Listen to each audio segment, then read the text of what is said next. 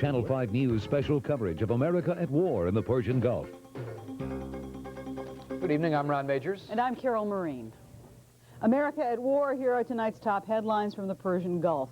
Allied forces unleash what's described as the heaviest bombardment yet of Iraqi positions. The French and British defense foreign ministers confer with President Bush about the progress of the war.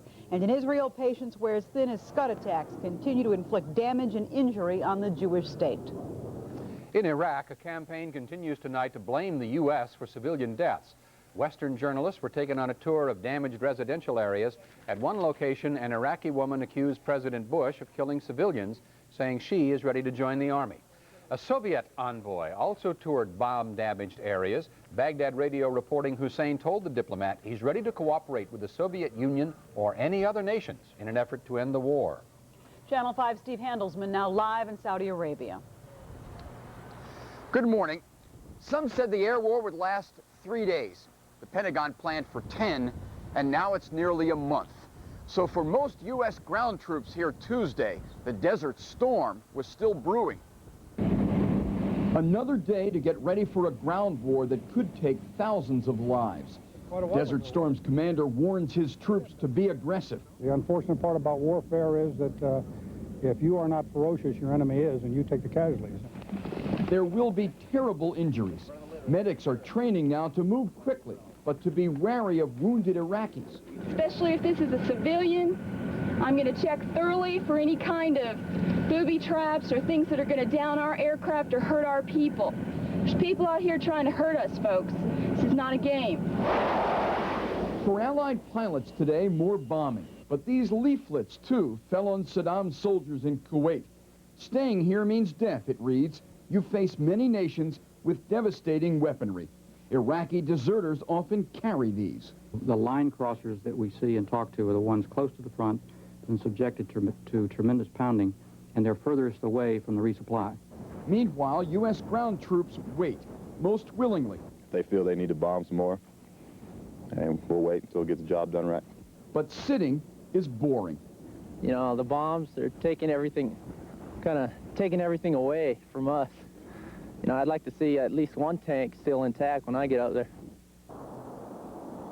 That was Bill Herber, and this is his first war. The veterans worry there'll be plenty of Saddam's armor left. This is Steve Handelsman reporting live from northeastern Saudi Arabia. Back to you. At the White House, President Bush talked over war plans with two visiting allies, defense ministers of Britain and France. The commanders recommended more weeks of air bombardments before a ground offensive begins. Mr. Bush said the Allied effort was proceeding on schedule and described recent Iraqi statements about civilian casualties as, quote, one-sided propaganda. And Israel's Prime Minister Yitzhak Shamir is strongly hinting that the Jewish state might not hold its fire indefinitely in the face of Iraqi missile attacks. Meantime, an urban neighborhood in Israel was hit with another Scud attack earlier today, the 13th missile attack in 27 days. There were 6 reported injuries today.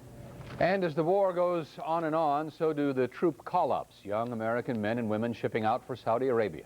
Channel 5's Sharon Wright was at the Illinois Institute of Technology tonight as a freshman said goodbye.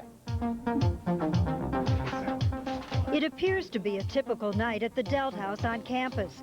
18-year-old freshman Rob Stevenson and his roommate hitting the books after dinner. But the world is about to change for Rob. An engineering student with a 4-point average, he will report in on Saturday for duty in the Gulf. You see, Rob is also a Marine, fresh out of boot camp last August. I am scared. I'm scared of the unknowns. I don't know what's going to happen out there. Sing we to dear old Delta. Tonight at dinner, the brothers of Delta Tau Delta gathered to give Rob their support. Each day we move closer to a ground war, and each day those like Rob Stevenson move closer to the front line. It really hits home. I could be over there with them, just praying for them that they all make it back.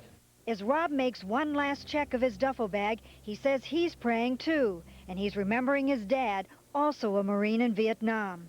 Well, now that he's passed away, I want to prove to him that I can make it through it, and I want to do the best that I can. Sharon Wright, Channel 5 News. And tonight, another local show of support for the troops in Elmwood Park. Residents met to voice their backing for the men and women serving in the Gulf and to send on their wishes that everyone returns home safely. In the other news of this night, doctors at the University of Illinois Hospital in Urbana report no new cases of the meningitis-related illness that killed 2 students earlier this week. But as Channel 5's Renee Ferguson reports, the mood on campus is still fearful. It's academic test week at the University of Illinois. But for some students, the kind of exam that they're most interested in is for meningitis. What are your symptoms? I don't have any symptoms yet. I just have a cold. I'm kind of worried. It's been 3 days since the meningitis death of sophomore Gregory Mank and more than 24 hours since Brian McDonald died, also of meningitis. University doctors are cautiously optimistic. We can't say that it's over yet. What we can say is we went one night without another case, and we can say that we have gone well beyond public health standards in pursuing and trying preventive efforts. It's also not over for panicky students who are still jamming the University Health Center asking for antibiotics. 3,800 have been treated so far. Everybody's just kind of scared, not, deathly scared or think they're going to die, but everybody just wants to be sure. And I'm panicking. I'm in panic right now. But university officials say they really don't mind panicky students because in this case, concern over flu symptoms could save lives. Okay, the signs and symptoms are severe headache. A hotline has been activated to help alleviate the fears of parents and students. Wanting to know about visitors to campus, a lot of secondary contact questions and things of that nature. University officials say while they're sure the hotline will help, the real solution will come with time and no more meningitis outbreaks. In Champaign, Renee Ferguson, Channel 5 News. That university hotline is in operation daily until midnight. The number is area code 217-333-0050. And still ahead on the Channel 5 News, what seems to be a breakthrough in the murder of a Michigan anchorwoman. Tammy Bakker reacts to her husband's court victory today. And a long-lost document makes this a very special Lincoln's birthday.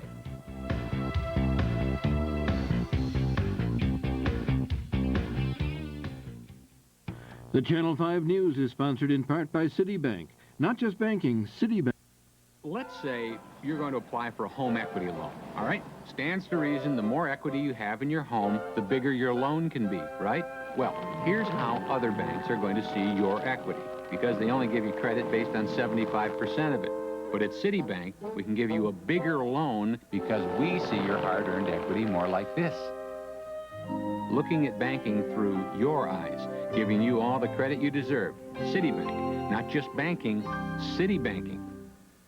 Coming up later on The Tonight Show starring Johnny Carson, host Jay Leno takes a walk through motion picture history with Anthony Quinn. The producer picked up and says, what? Oh, George Raft is back? We don't need the boy, Charlie. Plus, meet the real Laura Palmer, actress Cheryl Lee, comedian Kevin Pollak, and 15-year-old sensation Tracy Spencer. Then it's late night. You're saying to yourself, so what? Not so, Dave. It's Jane Pauley and actress Susanna Hoffs. Jay and Dave, later tonight.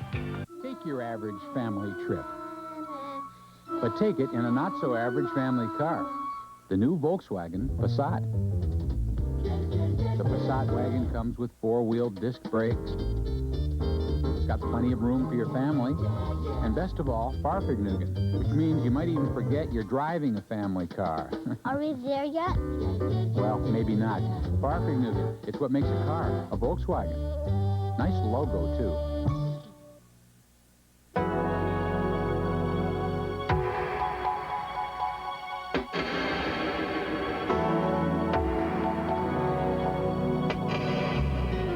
Medicines come questions, and labels don't tell the whole story. It's good to know you have someone to turn to for answers, your Osco pharmacist, because the right information can be as important as the medicine itself. At Osco, you can count on people who care.